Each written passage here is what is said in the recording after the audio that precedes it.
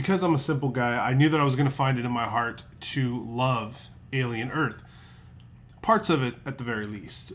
Never, though, in my wildest dreams, could I have imagined that we would get the kind of excellence that tightly hugs not only our faces, but our hearts as well. And because of this, I gotta tell you about my top 5 things that I love the most about Alien Earth so far.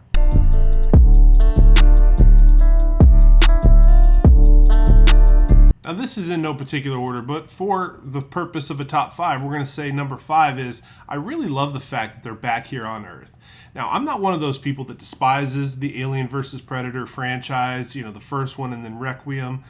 They tried something, they muddled it a little bit, it wasn't what it should have been, and you could barely even see the second movie. But the danger and the unknown of these Xenomorphs, and not only the Xenomorphs, but we've got a lot of new species that we're not too familiar with just yet, and they're all down here technically with us right now. Now, if you've ever seen Buffalo, Iowa, this is even scarier than Buffalo, Iowa. And your mind just wonders at all the different possibilities. Now, this version of Earth that we see in this show, it doesn't look like the version you and I know, but the amount of people roaming around, it really gives you an opportunity for a hell of a bloodbath over the course of this series, and the potential of some of the scene settings that these aliens can sort of wander around in. I mean, can you imagine a Xenomorph getting set loose in a Carl's Jr.? Cinema. So fourth, I kind of like the synthetics. I really dig what they're doing here, and for me, they're as close to center stage as you possibly can be in this show without actually bleeding acid. Now, what makes them fun are the fact that they've taken these children who have some handicap or some sort of an illness that was stifling their regular lives, and they've transitioned them into these synthetic human beings. Now, this is a wild idea, but the concept is so cool because you can do so many different things with it. I mean, children's minds, children's hearts, impulses, immaturity, and they're taking all of that and they're bottling it up in this hyper heroic body that can do all these crazy, remarkable things. I mean, so think about that. Fun characters, right? But they're also capable, if they need to be, to kick a little bit of ass. Now, they can go toe-to-toe-ish with the alien species. We've seen a little bit of that through the first 3 episodes of the show. But the opportunity is there for fun, for dialogue. We've gotten some of it already. I can't wait to see what comes next. Absolutely love it, and I can't wait for episode 4. Tuesdays don't get here soon enough anymore. So we talked about Earth, and we talked about the childlike wonder of the synthetics that make up this cast. Now, of course, no alien movie or alien show is complete without aliens, and you can't help but love the fact that they're giving us more eggs, more of the face huggers that dwell in those eggs, and of course, the surly Xenomorphs that they eventually mature into. And on top of that, a whole different set of hostile species that we haven't seen much of yet. Our appetite's been whetted a little. We've got that eyeball monster that looked cute and sort of adorable at the beginning until we saw it, of course, crawl out of the socket of that poor cat and crawl towards that obnoxious ginger synthetic. Nobody likes gingers. You've got those creepy crawlies that wound up sucking those bodies dry of blood. Now, I don't really know what those things are doing, but if you notice, they're kept in these jars and they're slowly filling up with blood. I have a feeling something pretty spectacular is going to happen with those things. And then there's that whole flower thing that's hanging from the ceiling that we were kind of teased with over the first 2 episodes, and then we saw them hauling it away in the 3rd.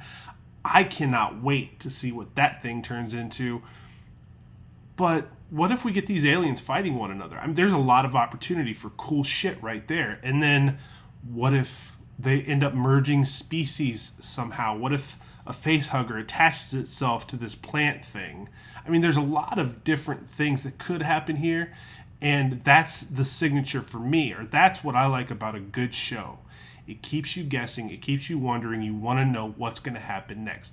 Endless possibilities. This might be a little controversial to some of you guys, but number 2, even the end of the show's fucking rules.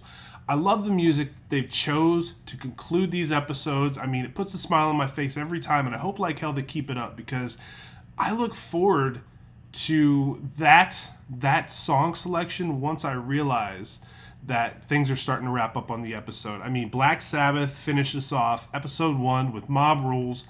I could not believe they picked out a Tool gem for episode 2 with the funky named Stinkfist. And then, god damn it, as soon as I heard the tones of Metallica's Wherever I May Roam at the end of episode 3, I about jumped out of my seat. And for a guy who's old and has a bum wheel, not an easy task to do. Part of the essence of my youth was music. And when you compare an amazing show with an amazing soundtrack or a great song that just reverberates through you, something that just reminds you of a time and a place, I think you've really done something special with your television show. And I know we're only 3 episodes in, but I cannot wait. And this is crazy.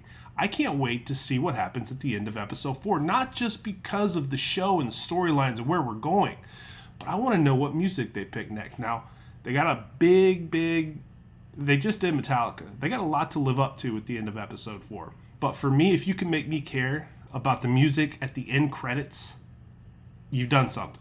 The number one thing I love the most about Alien Earth thus far through 3 episodes is Wendy. God, I love this character of Wendy. Now, this is a character that could presumably be the Ripley for whatever they're trying to do with this series, but when we first meet her, she's an 11-year-old little girl named Marcy, and your heart breaks because Marcy is terminally ill. But she's also the genesis of a project where Prodigy CEO Boy Cavalier is transitioning children into synthetics. Now, when it works, and we don't really know what we're looking at the onset of this movie, it's a pretty simple idea, and I think we got a little bit of it in the trailer, but when it works, we as an audience, we're not really sure what we're going to wind up with until we see her jumping off of a mountain and landing on her feet.